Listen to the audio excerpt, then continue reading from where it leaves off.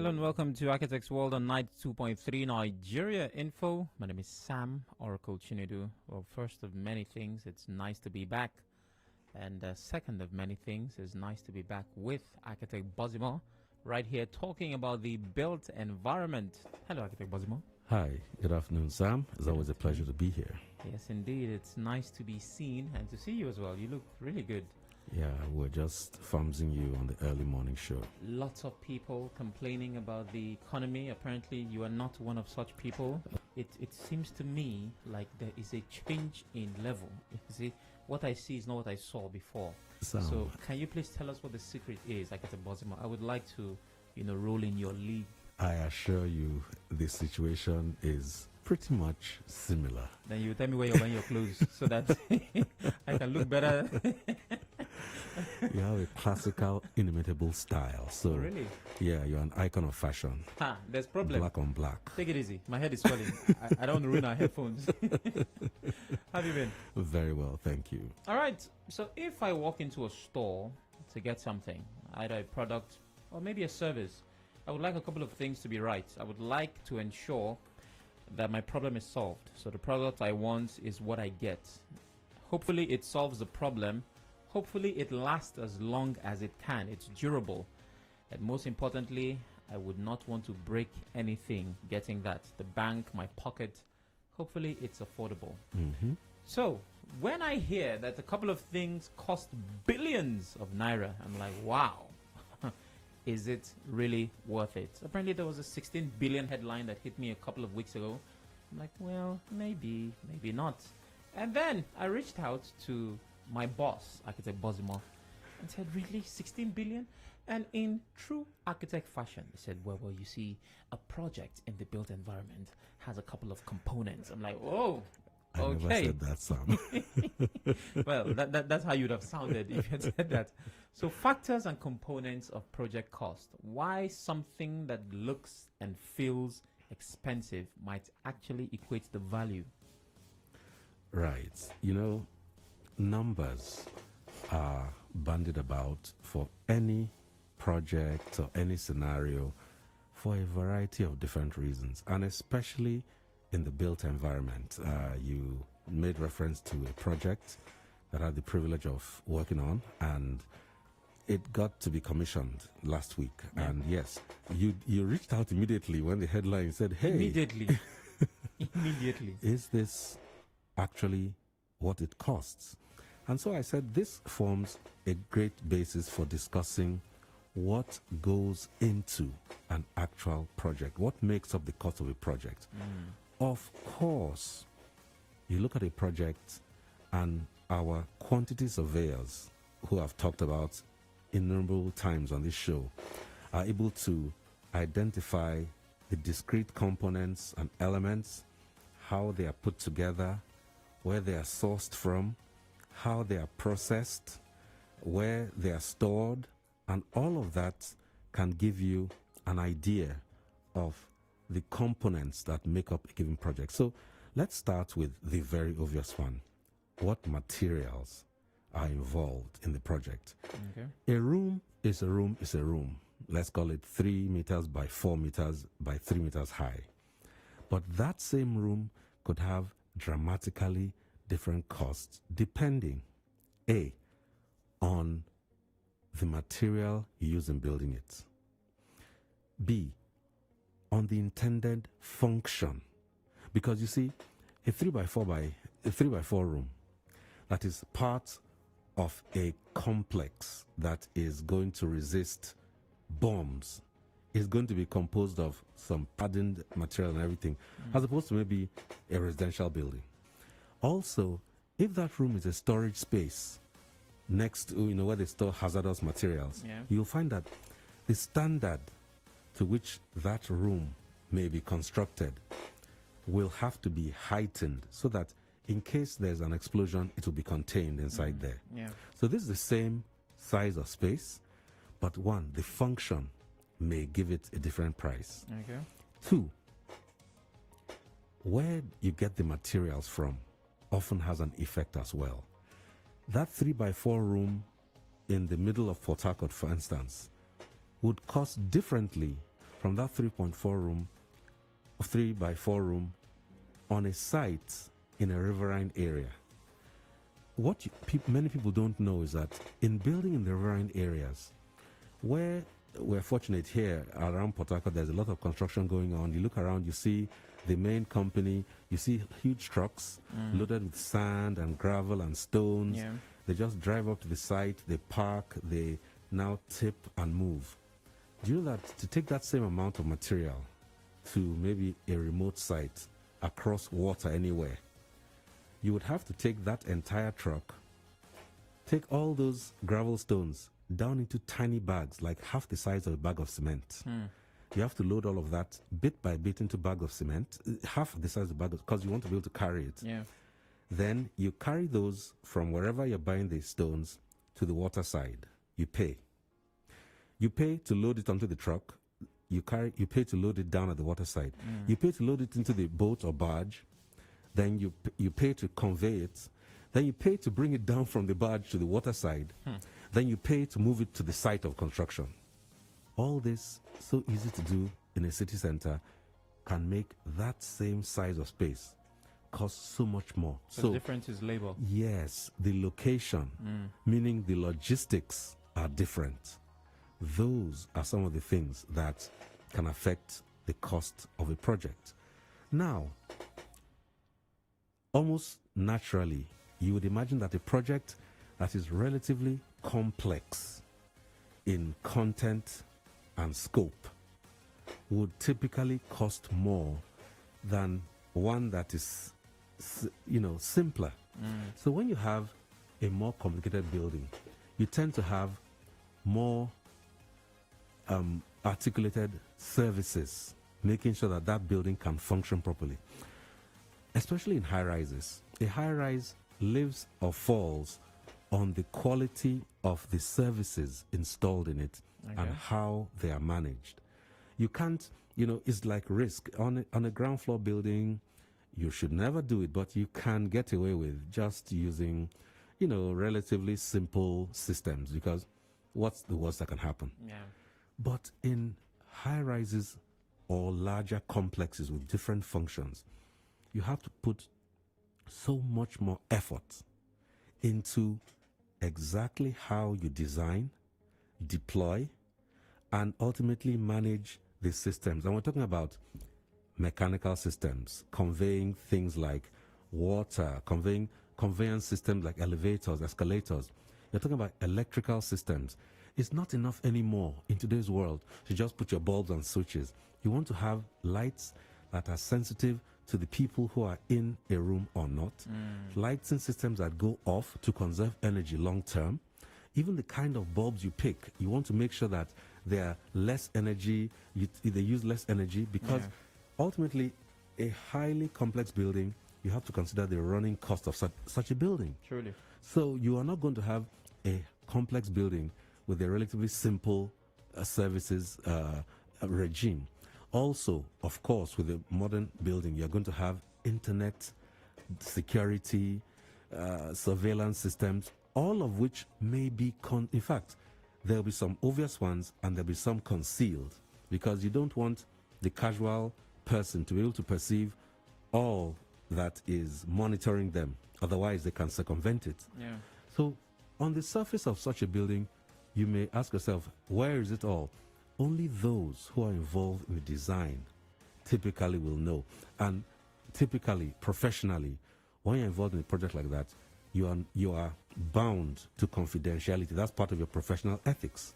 So these are just a few of the early things that can add or subtract from your cost. We talked about materials. One space can either be finished with ceramic tiles, which are very beautiful. They can be finished with granite. It can be finished with marble. All of these, depending on which one you choose, would have a different cost. A building can be finished with paint. It can be finished with panels. It can be finished with ceramic materials.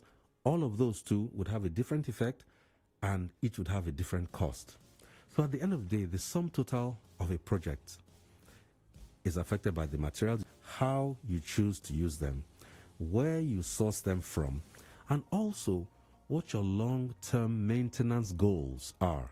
Because it's one thing, and it's unfortunately too common, it's one thing to build a decent project and not to consider in any way how it will be maintained over time. And so in 2, 3, 5, 10 years, you can come there and the building is a total wreck, both from the exterior and in terms of the interior systems. Let me tell you, when you're stacking buildings on top of, facilities on top of each other, deliberately, in design, you ensure that you create collective, accessible ducts where people can go and maintain the things out of sight. Okay. But those are accessible spaces so that you can get to the pipes and wires and all that without necessarily shutting down the entire building. In fact, very intelligent design tries to make sure that you can actually shut down portions of the building without necessarily stalling the entire building. Yeah. That has to be designed in advance, deliberately, effected, and then you make sure that that building can work. All that from the design stage to the implementation stage can add to the cost of a project. But when it's done properly, you find that everything works as expected. It has taken a whole lot of thinking, collaborating, coordinating to achieve that. All right. So basically, complexity and functionality of the structure affects cost. Very much so. Very much so. Those are some of the first few things you must always consider. Now, if it's going to cost more to get materials from planet something, Mars. and of course cost less to get it from Port Harcourt here, how can the client ensure that he's getting the best quality of materials from the closest possible place? It's always a delicate balance. Now, in certain applications, there are certain things that are available relatively close, domestic sources, and you'd always, in trying to manage your client's economy, you'd always suggest those first, as long as they meet with A, his aesthetic taste, two, the functionality needed. So it's not just because something is available right near you that you must choose it. But part of the work of an architect is to see where you can take advantage of such items in a pleasing manner, meeting the needs of the owner. And part of our work is to do what? Communicate with that owner. Sometimes you and the owner will have to take a trip to where the things are available, maybe nearby. You'll show some applications, or maybe to another building where you've used it, and say, look, this is how we've done this, or this is how we've seen this done. We can adapt this in your particular case. And nothing is as good as a person saying, oh, really? So I thought I needed to get tiles from Spain or whatever. But there's a source right here in Nigeria, in Kogi, that can give you tiles. Now, you could have some clients saying, I like some of the patterns and some of the finishes on those tiles abroad. It's an owner's, the owner wants to have what he wants. The thing is that you'll always tell them, this is the cost of A versus B. As long as the person says, this is what I'm ready to pay, then of course, nobody's going to stop you from getting things from further out. Yeah, but can I always trust the architect to tell me where I can get this cheaper? Why not? There's no reason. You see, an architect working for you is not an agent of anybody. He is hired by the owner to look after the owner's design and also be a liaison between the owner and any contractors working. So professionally, you have to first of all know that your architect is a trained professional. There is no, and if, let me even be clear, let's say as I am, I have a brother who deals with tiles. For this example we're talking about, part of my ethical requirement is that I'll tell you, okay, I have a brother. This Mr. XYZ is actually my brother. He is one of the sources of tiles I can introduce to you. However, there's my brother, there's Mr. Y, there's Miss Z. You can compare all of them. Ultimately, it's your choice, it's your project. But at least I know one source that could benefit you. And at that point, maybe in the client's interest, I could come to a deal with my brother where he can knock off 3% or 3.5% relative to other people. One, to move his material, and two, to achieve the client's goals. Everything in the project cycle is about the client's goals. Is there a possibility of the architect not knowing of some sources? It's not even him trying to, get some money from you, but they have this material somewhere around, but he may not know. Of course, nobody knows everything, but it's part of our work to find out. So we have a large network. First of all, amongst ourselves, we're constantly communicating. Okay. You see, it's friendly competition. If I have a project, I can ask you, hey, Sam, where did you get so-and-so? Or I just throw out this question, I need XXX. And people can now volunteer, check this person, check that person. Now, it'll still be up to me, knowing my client's requirement, to assess the various options. Okay. So no. You may not know it all, but you are in the best position to get to know it, because that's what we do. And by so doing, we're saving the client time, effort, and energy tracking down those things. All right. Now, with the structure for public use always costs more than one for private, for example, the NDDC building is one that I intend to explore sooner or later. But from the photos I've seen, I'm loving what it looks like. Now, I've heard and I've seen, many people who believe that they have mansions or they want to put up something that big for whatever reason. This question comes from complexity and functionality. Because an NDDC building is a space that will be used for something more public than a private, building that may be the same size, would I expect that the public building cost more than the private one? That question has to be assessed from a couple of different perspectives.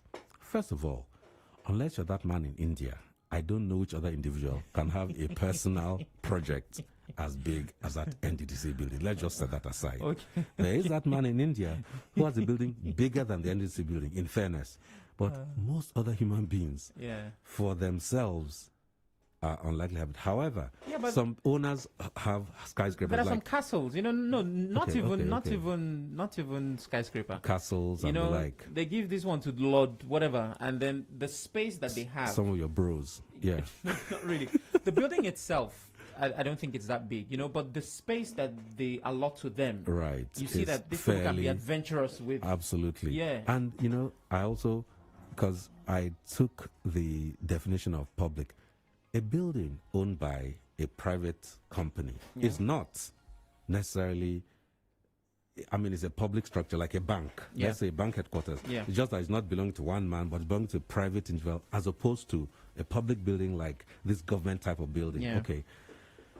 It would vary based on what the scope is, what the content is, the duration of time as well, because there's a time cost of money. That particular project, incidentally, was started about a quarter of a decade ago, 25 years ago. Started, halted, and then I had the good fortune of being on the team, standing on the shoulders of giants who now finished it in roughly 25 months. Understand something. Each time you start a project and stop, there's a cost for shutting down, there's a cost for starting up. And then in the time between shutting down and starting up, there are running costs that don't stop, because very rarely would a competent contractor totally abandon a project site. They will maintain security. They will be likely to be running generators to make sure that at night the place is not pitch black and people can steal. They'll be maintaining security personnel. There'll be a lot of ongoing things that are running, whether construction is going on or not. And then when you come back to a project that had stopped, you often have to literally decommission some of the systems that have been exposed in a way they shouldn't have been exposed. Think about it. You're building, you got up to the 11th floor of a 13th story building. There are certain things that were supposed to be covered. Because you left it open for 6 months or 1 year or 2 years, water has entered into all those. You really cannot professionally trust the quality of the materials there anymore. You can't continue from where you stopped. You have to strip it out. Then literally check and then restart on those scope. So that cost is some cost, but it goes into the project. And the process of doing so, if it was the first time, is easier. It's always harder to correct a thing than to do it the first time, right? So these two, the time that the project takes, can also, affect the cost. When I heard that building, was work in progress for that long, the first thing that I thought about was the foundation. So, at the beginning of the project, you obviously have a foundation you believed was supposed to hold that building for however long. Mm-hmm. A few decades later,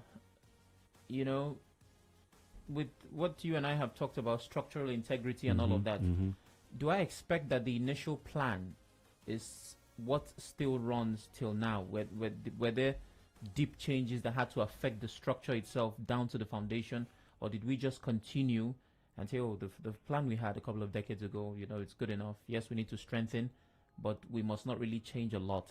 How exactly does that work? Typically, at every time the professionals will engage on the project, there will be tests, whether structural integrity, electrical, mechanical. You will test a lot of things. Some things will be condemned. But the good thing about structural elements typically is that it's possible, with careful preparation, some elimination, to continue. What they might do, they might cut off things that are obviously rusted. They might now crack to expose things that were covered and encased before in concrete.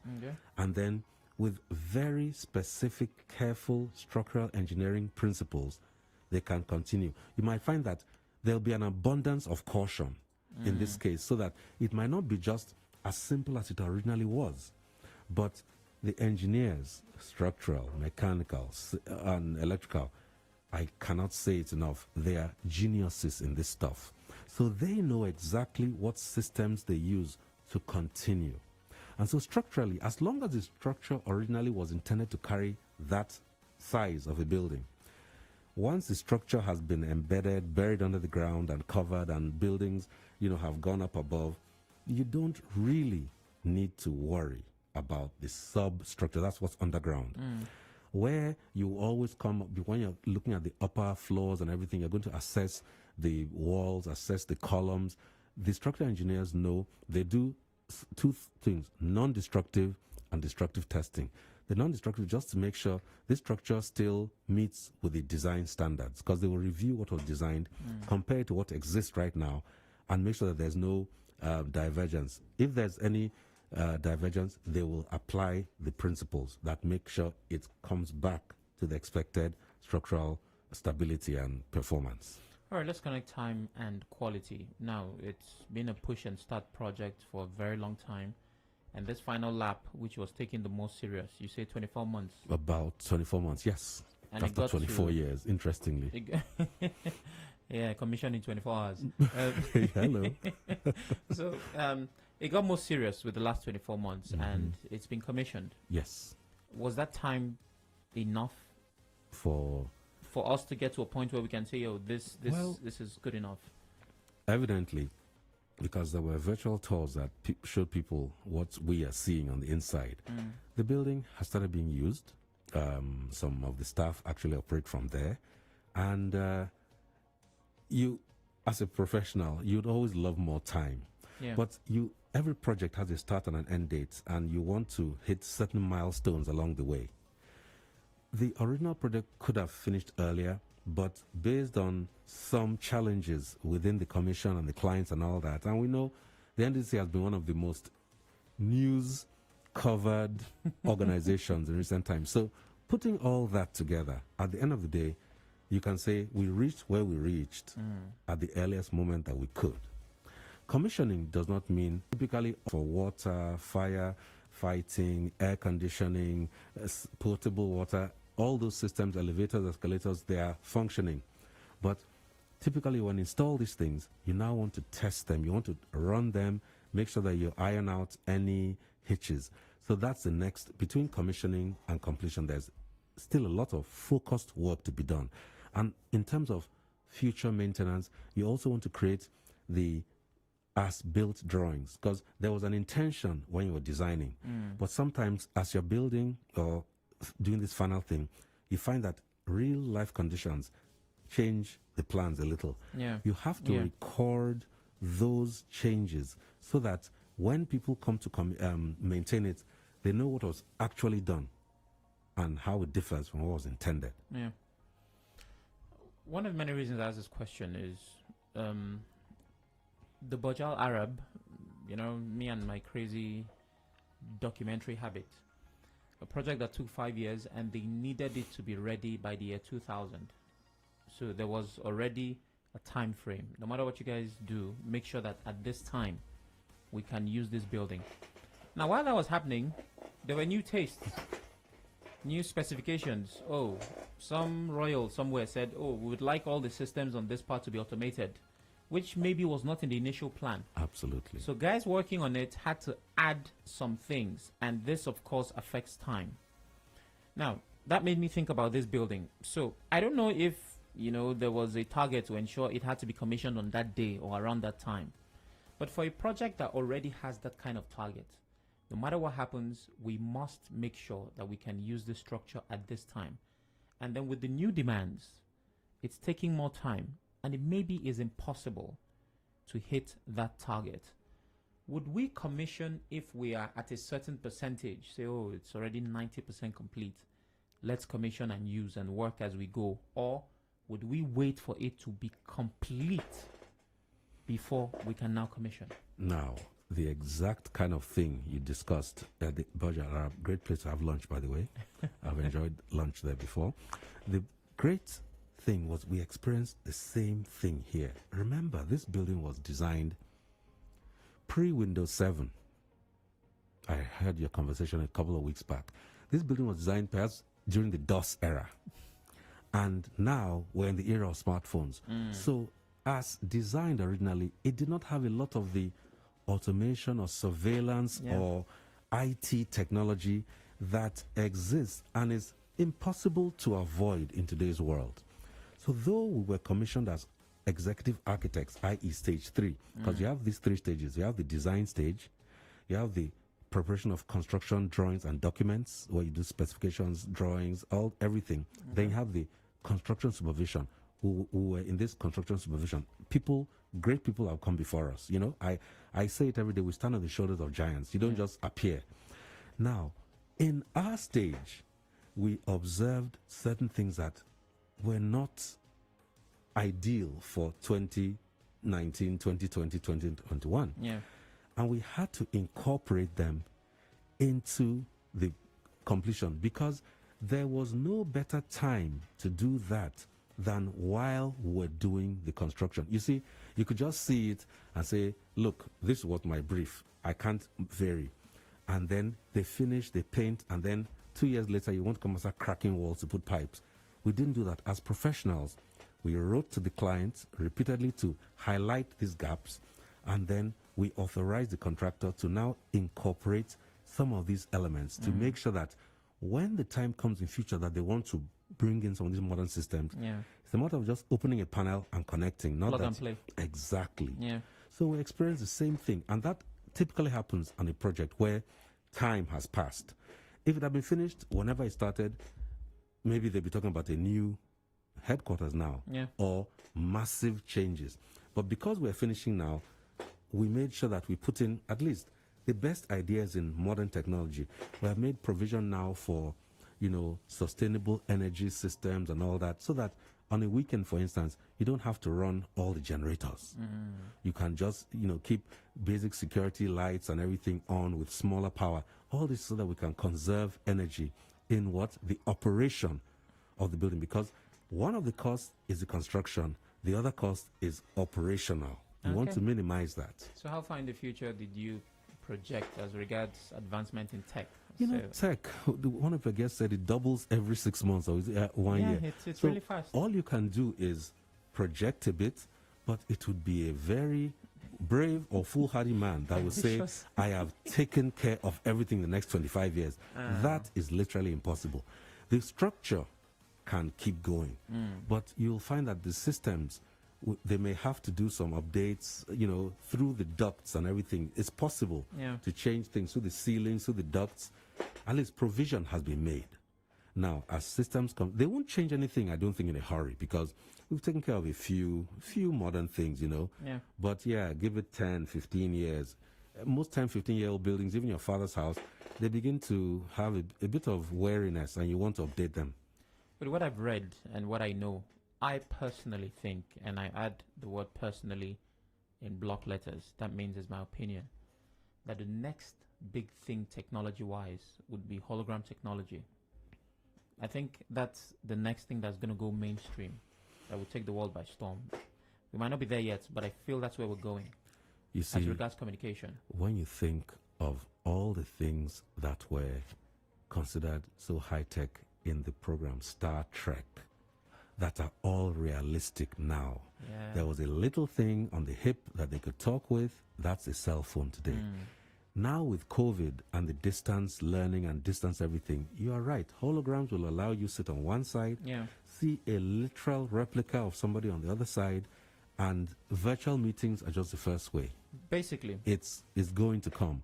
And so you can incorporate that kind of stuff into designs now, so that in future they can create projecting systems and all that. It's all thinking ahead. Yeah, it gives a different touch to calling your mom and having a meeting with your mom at the same time. Absolutely. So how has the NDDC building, or how will it optimize hologram technology? Because that's the future. We have assorted conference rooms on different levels, and we have made sure that you have potential, maybe not specifically hologram technology, but there's a potential within the ceiling space and on certain walls with IT to connect what may be the new breed of projectors and all that. You see, we don't have them just yet. As we said, we're thinking. That's the beauty of a show like this. We're free to dream. Only architects are licensed to dream for you. So we are free to dream along with each other, and tomorrow those kinds of spaces can actually exist within such a building and in any other buildings. Well, I'm not very happy that you had an accurate answer to that question, because I was hoping to hear, oh, Sam, we didn't think about that. But now that you've said it, I would add, it's a recommendation. It will have your name, of course, with due credit. And I'm like, well, if you insist, and tomorrow, like, as suggested by Oracle on the architect. But no, Sam, they already thought about it. Yes, we did. And they have ruined the small bubble that... Oh, my goodness. All right, it's Architects World. All that, yes. 92.3 Nigeria. The potential for it. As always, conversations with architect Ebi Bozimo, the ambassador of the built environment, as I like to call him. Our focus for today, factors and components of project cost. Now, you hear that something costs a couple of millions or even billions, and you want to ask questions, just like I did, I asked the right man, really, 16 billion? And he said, well, yes, it could cost that much. So that's what we're looking at. We'd like to hear from you. Do you have any questions, contributions, or complaints? Do you have any project that look or sound like it's overpriced? Tell us about it. We would like to know. 0817-923-0002. 0817-923-0003. 0817-923-0007. And the female caller line is 0817-923-0009. WhatsApp is 080-903-06416. And of course, at Nigeria Info PH on all platforms. Please turn off your radio as you call us. Good morning. Good afternoon, sorry. Very good afternoon to you. My name is Ugo calling from Port Harcourt. Go ahead. I'm Ugo calling from Port Harcourt. Okay, Ugo. I heard you. Please turn off your radio. Yeah. So we're talking about ideas, right? Yeah. Turn off your radio, please. Okay. The idea I have, first of all, is the immediate need of persons in the nation, which is agriculture. Are you getting me? Ugo, no, that's not what we're talking about. The ideas are in the world of architecture. Architecture. Yeah. Sorry, not 99, but you said agriculture. Okay. Right, see ya, bye. Oh, he heard agriculture. That's not a problem. We had a conversation. I had a conversation 2 weeks ago with Jude about agriculture in the modern era, in terms of this hydroponic construction where you don't use land as much as you use containers. So there is a space for agriculture being harbored within great architecture. Have you seen The Gentleman? Who? The Gentleman, the movie. The gentleman? No, Yeah. I haven't. Not Yeah, yet. you need to. It's a British movie that touches on exactly what you've talked about. I must. Even though what the guy was growing, was something illegal. Of course, you already know what I mean. But Okay. but it is something you need to see. I will watch Architecture and agriculture. that. I will watch that. Abi Andy says, "Can I do a soil test in 2020 and build in 2022?" On the same land, typically, why not? If you do a soil test in 2020 and nothing fundamentally has changed, let's put it this way. You did the soil test. They didn't come and do a project near you. Your soil wasn't flooded for 6 months because of a brand new road being built around you. Surely, nothing may have changed. But you know what? In terms of considering that a project is likely to be the highest expense thing you will ever do, there could be nothing wrong with reconfirming the results of your earlier soil test. There is nothing wrong with what you call risk management. You don't want to risk that something indeed went different or went wrong, and then based on this conversation on the radio, you go and put in your 38 million naira and you have a crack on the day you move in. So if you're going to spend that amount of money, consider how relatively minor the cost of that soil test is compared to not just your project, but the lives of your family. And I think it'll be a no-brainer to do a confirmatory soil test. And how affordable is a soil test? Much more so than a house. Okay, well, that's affordable. Yes. How long does it take? No, I mean, you have people who can move in, they can do the sample collection in under 3 days, depending on how big the site is. One day they can finish all this, then they can now analyze it in under 14 days. Okay. It could be faster, 3 days, 5 days, but All right. I'm telling you, within 2 weeks, Oh, great. at the outside, you can get your results. And then you know that your project is stable. Because if there's a change, you might not have to redesign your substructure. Your engineers may have to redesign your substructure. You don't want to take risks Yeah. on your building, You don't want to having play with cracks safety. or safety is everything. Yeah. You don't want to mess with that. But I'm glad you touched on that, because my next question was going to be, how would flooding and maybe a new project close by affect the soil? You know, we've heard sometimes where people call in and say there was a project that started and they were happy to see a potential road coming. Then the contractor abandoned site. And since that time, a certain area has now become a floodplain because water that used to flow no longer flows. Okay. A place that was ordinarily dry land that now has 2 feet or 6 feet of water sitting on it permanently for half of a year cannot be considered to be exactly the same site. Okay.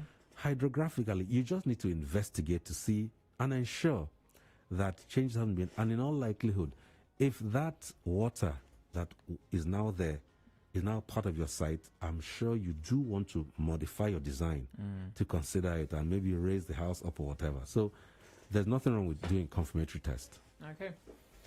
Now we have 10 minutes left. 08179230002. We're still taking your thoughts, your questions, and maybe even your complaints. Now, Actor Bozimo has said that materials involved in a project, the function could give a different price. Complexity and functionality, I remember saying, are some of the things that could affect the cost of the project. Now, could any specific taste? Well, it could, just from a couple of conversations that we've had. But how exactly can a client's specific taste, especially if it's not easy to find, what can you do to how much more it could cost? For example, I'm gonna build a house, so I have the money, but there's something particular I need. With imagination, people can demand anything. Absolutely. And yes, it may not be easy to get around here. It might be more difficult. But what's the ratio? What's the range to which that can affect? It would depend very much on just how much of the overall project that specific item or element is dispersed within the project. If it's a single one-off item in one space, like a wow piece,